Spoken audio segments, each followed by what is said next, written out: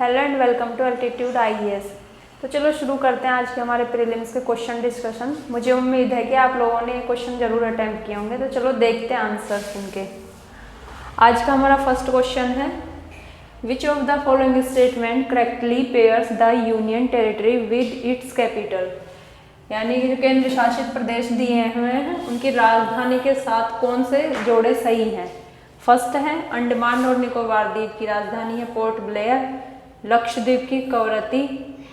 First statement सही है, दूसरा भी सही है, तीसरा देखते हैं दमन एंड दीव।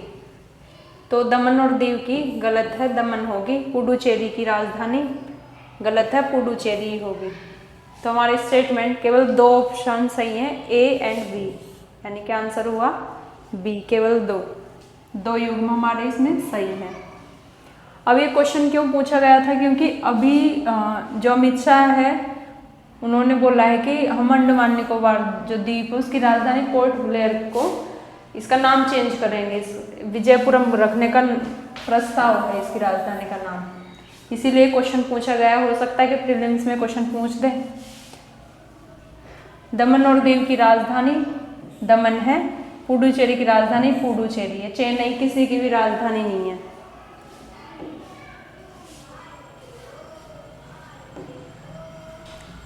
आज का हमारा सेकंड क्वेश्चन है, which of the following vaccines was the first to be pre qualified by the WHO। कौन सी वैक्सीन है मंकी पॉक्स के लिए जिसको WHO द्वारा प्री क्वालिफाइड यानी पूर्व योग्य घोषित किया गया है। फिजर बायोएनटेक, मॉडर्ना, विवेरियन नॉर्डिक, एस्ट्राजेनेका। इसका आंसर है विवेरियन नॉर्डिक। एक्सप्लेनेशन देख लेते हैं। WHO ने मंकी पॉक्स के लिए सबसे पहले यानी प्री क्वालिफाइड विवेरियन नॉर्डिक को टीके को जो है पूर्व योग्यता दी है, इसको प्री क्वालिफाइड किया है विवेरियन नॉर्डिक को। अब सेकंड, ये पूर्व योग्यता का महत्व क्या है हमारे लिए। इसका महत्व, जैसे हम कोई प्रोडक्ट खरीदते हैं उसके लिए बेंचमार्क कोई तय किया जाता है, वैसे ही ये एक बेंचमार्क है इस प्रोडक्ट को खरीदने के लिए, ताकि इसकी प्रोक्योरमेंट कर सकें हम। विशेष रूप से विकासशील देशों के लिए, जैसे अफ्रीका में अफ्रीकन कंट्रीज हो गई, एशियन कंट्रीज हो गई, उनके लिए महत्वपूर्ण है, क्योंकि अभी अफ्रीका जो है मंकी पॉक्स की समस्या से जूझ रहा है, वहाँ काफ़ी इसके केसेस देखे गए हैं, इसीलिए WHO ने इसको PSC भी घोषित किया है, public health emergency. Monkey pox के बारे में देख लेते हैं। जो एम पॉक्स है या मंकी पॉक्स है वो एक वायरल डिजीज है, और किससे संबंधित है, ये वायरस से संबंधित है। इसका संचरण जानवरों से मनुष्य और मनुष्य से मनुष्य से हो सकता है, यानी संक्रमण दोनों से हो सकता है, जानवर से भी और मानव से भी। अगर हम संक्रमित जानवर या मनुष्य के संपर्क में जाएंगे तो ऑब्वियस सी बात है, इसका ये वायरल डिजीज है तो इसका संक्रमण हो सकता है। सिम्टम्स क्या हैं, इसके सिम्टम्स 7 से 14 दिन के अंदर दिखाई देते हैं। प्रारंभिक लक्षणों में बुखार, सिर दर्द और मांसपेशियों में दर्द शामिल है। इसके अलावा इसमें धब्बे या जो फुंसी है वो हो जाती हाथ पैरों पे। इसका निदान PCR टेस्ट जो कोरोना में भी किया गया है, ये टेस्ट। इसके अलावा जो वायरल कल्चर्स हैं, सीरोलॉजिकल टेस्ट हैं, ये इसके लिए इम्पोर्टेंट है। उपचार, सबसे पहले देखभाल करनी होगी, अगर दर्द हो रहा है तो उससे राहत दिलाना और उसको लिक्विड हाइड्रेशन के लिए लिक्विड चीज़ें देनी होंगी। अगर बहुत ज़्यादा गंभीर मामले हैं तो टेकोविरिमेट जैसी एंटीवायरल दवाएं देनी होंगी। रोकथाम, हम रोकथाम कैसे कर सकते हैं, प्रिवेंशन, तो जो संक्रमित व्यक्ति हैं उनके संपर्क में जाने से बचें। इसके अलावा स्वच्छता का पालन करें, और जो मंकी पॉक्स में टीके लगा रहे हैं, चेचक के टीके, इसमें काम कर सकते हैं। आज का हमारा नेक्स्ट क्वेश्चन है, consider the following statement about jute. Jute के बारे में निम्न कथनों पर विचार करना है।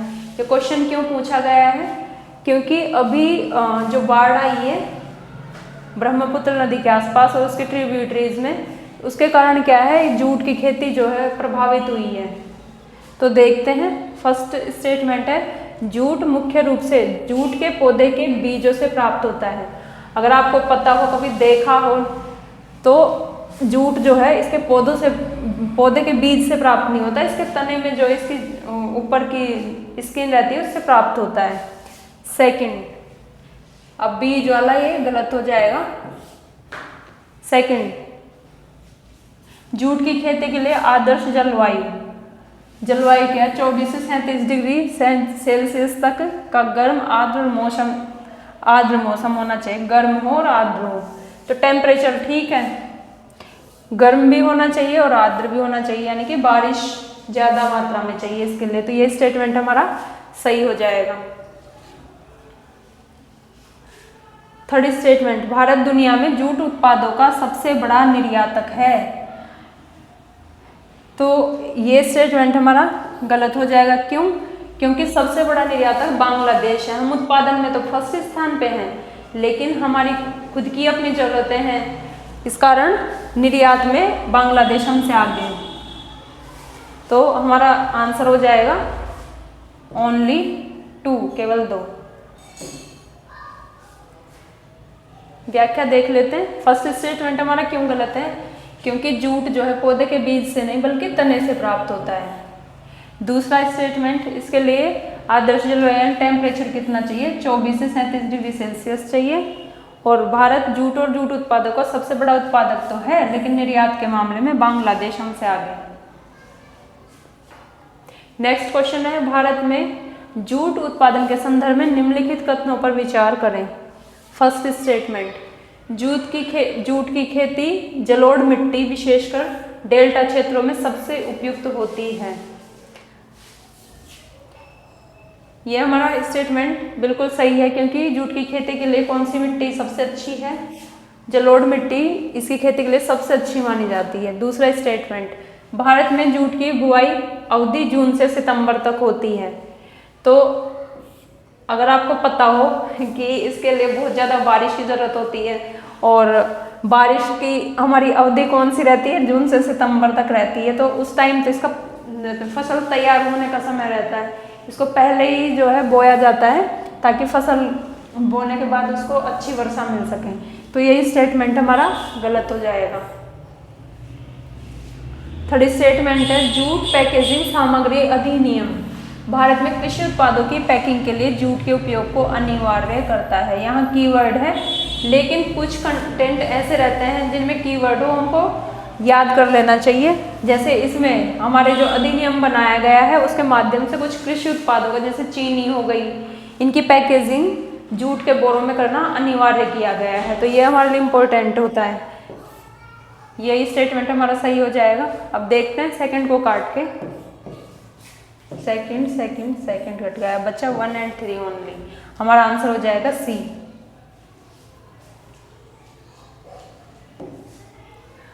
जूट के बारे में बेसिक देख लेते हैं। जूट है क्या? एक प्राकृतिक रेशा है जो जूट के पौधे के तने से प्राप्त होता है। इसको गोल्डन फाइबर भी कहा जाता है। क्यों? क्योंकि इसका रंग क्या रहता है? सुनहरा भूरा रंग। इसके कारण और आर्थिक महत्व के कारण इसको गोल्डन फाइबर या सुनहरा रेशा कहा जाता है। ये इसका उत्पादन कहाँ होता है? मेनली गंगा डेल्टाई क्षेत्र में इसका ये सबसे ज़्यादा उपस्थित है, जैसे बांग्लादेश और भारत, क्योंकि यहाँ से गंगा नदी होके बहती है। अगर हम भारत की बात करें तो भारत में प्रमुख जूट उत्पादक राज्य की बात करें तो फर्स्ट नंबर पे है पश्चिम बंगाल। ये भारत का लगभग 80% जूट का उत्पादन करता है। इसके बाद बिहार, असम, उड़ीसा, मेघालय, त्रिपुरा, ये इनका स्थान आता है। तापमान, इसके लिए तापमान जो है 24 से 37 डिग्री सेल्सियस के बीच होना चाहिए। बारिश बहुत ज़्यादा चाहिए, 150 से 200 सेंटीमीटर। मिट्टी डेल्टाई क्षेत्र में जो जलोढ़ मिट्टी रहती है वो इसकी खेती के लिए उपयुक्त मानी जाती है। जूट की खेती के लिए बुआई का जो मौसम रहता है वो मार्च से और मई के बीच में रहता है। जब हमारे यहाँ गर्मी पड़ती है उस टाइम इसकी बुआई की जाती है। और बारिश के मौसम के दौरान, जैसे जून से सितंबर हमारा मानसून काल रहता है, उस टाइम इसकी कटाई की जाती है। उद्योग, इसका इंडस्ट्रियल यूज क्या है? भू टेक्सटाइल के रूप में मृदा संरक्षण किया जाता है, यानी कि मृदा के संरक्षण के लिए जूट का यूज किया जाता है, जिसको हम भू टेक्सटाइल के नाम से जाना जाता है। चुनौतियाँ कुछ हैं, जैसे जलवायु समस्याएं, सूखा और जल जमाव से इसकी जो प्रोडक्शन है वो प्रभावित होता है। अभी हाल ही में जो बाढ़ की समस्या हुई उसके कारण प्रभाव देखा जा रहा है।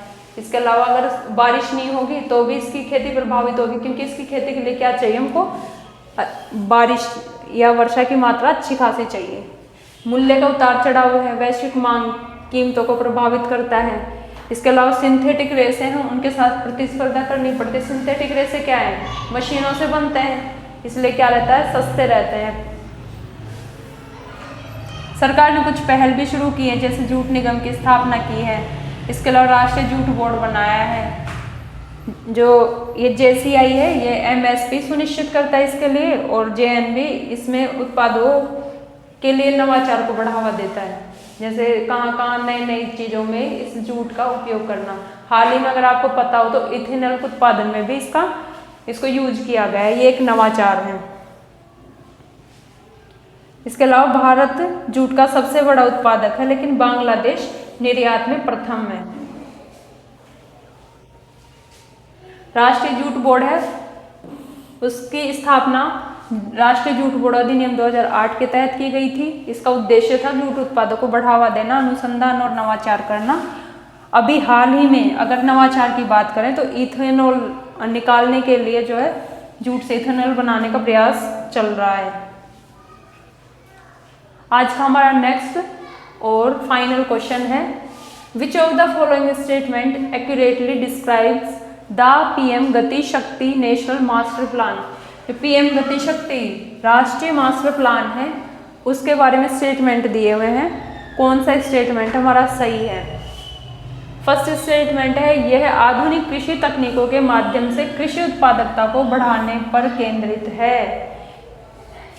तो आपको पता हो गति शक्ति, तो गति की जरूरत कहाँ रहती है, स्पीड। यही स्टेटमेंट हमारा अगला पढ़ते हैं।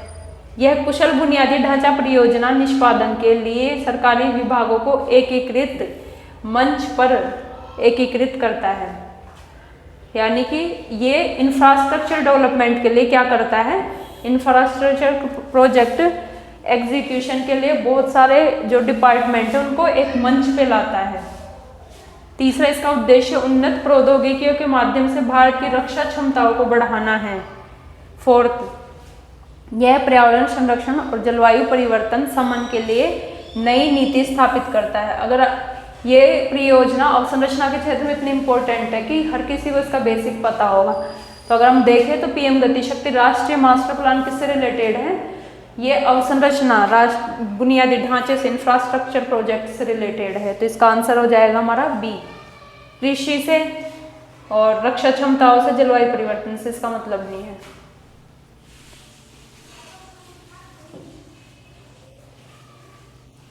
PM गति शक्ति मिशन के बारे में यहाँ बेसिक दिया हुआ है कि इसका उद्देश्य क्या है, सरकारी विभागों को एक मंच पे लाना ताकि बुनियादी ढांचा परियोजनाएं हैं उनसे संबंधित जो काम है वो मिलके किया जा सके, उसमें समन्वय स्थापित किया जा सके।